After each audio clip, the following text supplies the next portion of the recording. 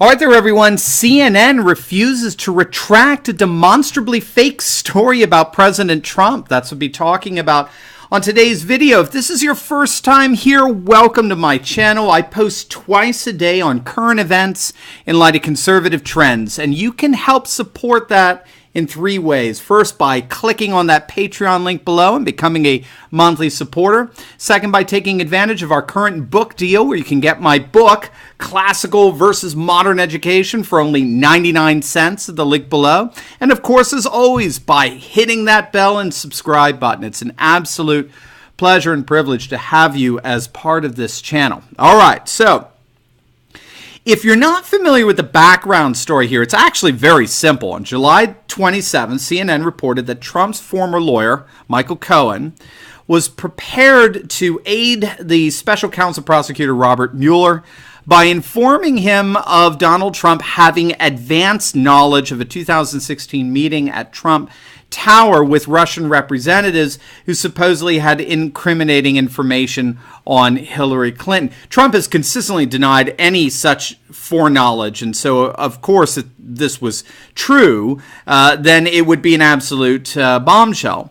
CNN claimed to have found out about this because it was leaked by someone who was in the know, who had inside information, an anonymous source, and presumably this source was corroborated. By the way, you know, this kind of yellow journalism, this anonymous sourcing, it's of course dominated the whole Russian collusion scandal, this supposed scandal, for over a year and a half now. Regardless, CNN reported this anonymous source, and of course they ran with it. It made up the template or the prognostications and punditry for the next several days. It's part of why they think the jig is up for Trump and that he's going down, right? He had advanced knowledge of an explicit act of collusion with Russian nationals who were giving him incriminating information on his opponent, and, you know, Cohen is singing to Mueller and everything like that. Well, it's now been admitted by the source of that leak, Lanny Davis, Michael Cohen's lawyer. He's admitted that the story he gave was false. It didn't happen. It's a bit confusing. Davis, as I understand, has both denied that he was the source and confirmed it, going back and forth. The latest now, again, as I understand it, is he's confirmed. He is saying he was not the confirming source of the story. Again, nevertheless, he admits the whole story regarding his client, Michael Cohen, is bunk. Cohen's got nothing, absolutely nothing for Mueller. Now that this revelation has come out, you would think that CNN would retract the story, right? That's, of course, what responsible journalists would do, would they not? Well, responsible journalists wouldn't have put themselves in this position in the first place. They would have confirmed the validity of the source, found at least some semblance of corroboration.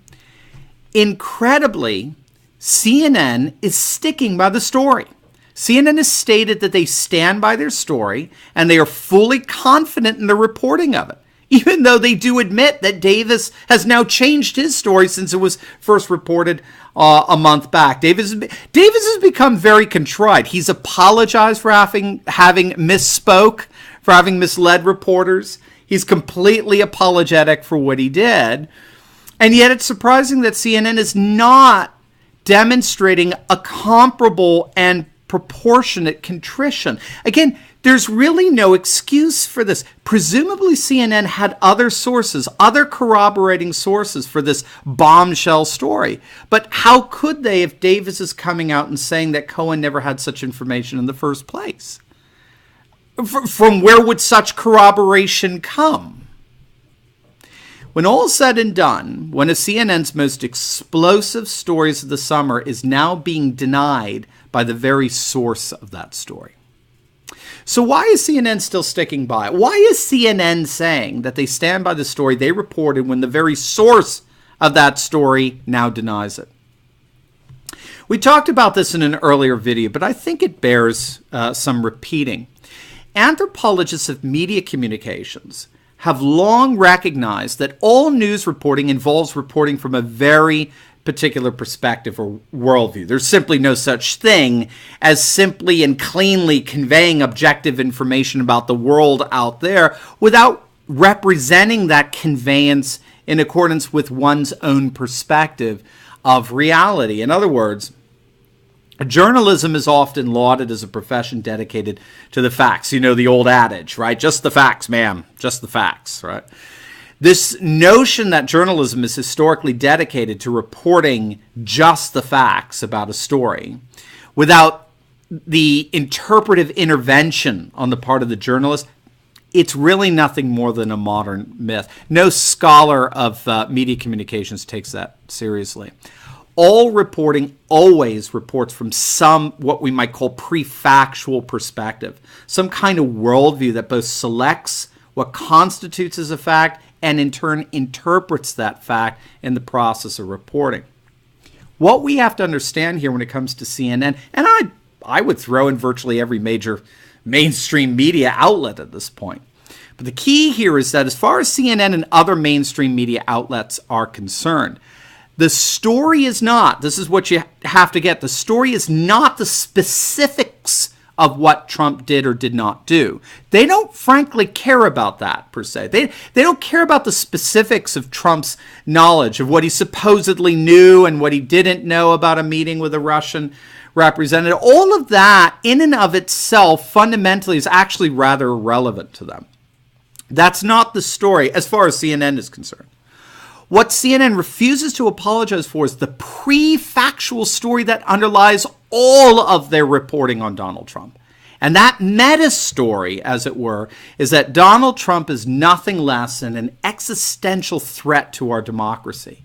He is an existential threat to our democracy and is therefore unfit to be president, and he must be removed from office. That is the story that functions as the meta story, the underlying story behind all of the stories that CNN and the rest of the mainstream media report on.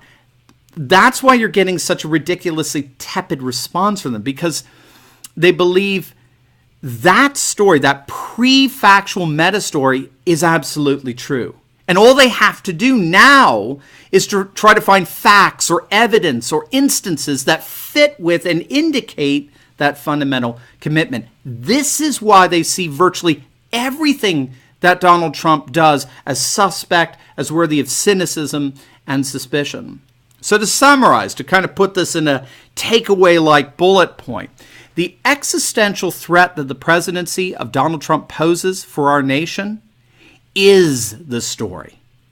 It underlies everything that CNN reports on. So this is how you have to watch CNN, or how you have to interpret all of the mainstream media at this point. The actual surface level stories, the actual events that are taking place, they're always interpreted in light of a meta-narrative that sees Donald Trump as perhaps the single most serious existential threat we have ever faced in the Oval Office. And when those surface level stories turn out not to be true, it's irrelevant to the meta-narrative. The meta-narrative is true no matter what, because it's true by virtue of their worldviews, their perspective, their persuasion, right? And all they're looking for at this point now are stories that can help corroborate and communicate that underlying fundamental assumption. Of course, if you have a different meta-narrative like we do here, if you have a different worldview, like a nationalist, populist, and traditionalist worldview, like us, Donald Trump is awesome. He's the greatest gift that just keeps on giving, right? We love it. But that, I think, is a good lesson on how news media works, according to media scholars. There's always going to be a worldview that undergirds the way we interpret events.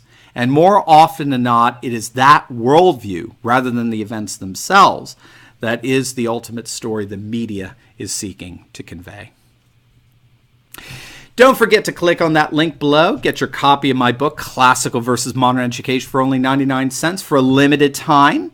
And as always, please like, comment, and subscribe. Click on our Patreon link below. Become a monthly supporter of this channel and help us to continue to analyze current events in light of conservative trends so that you can personally and professionally flourish. God bless.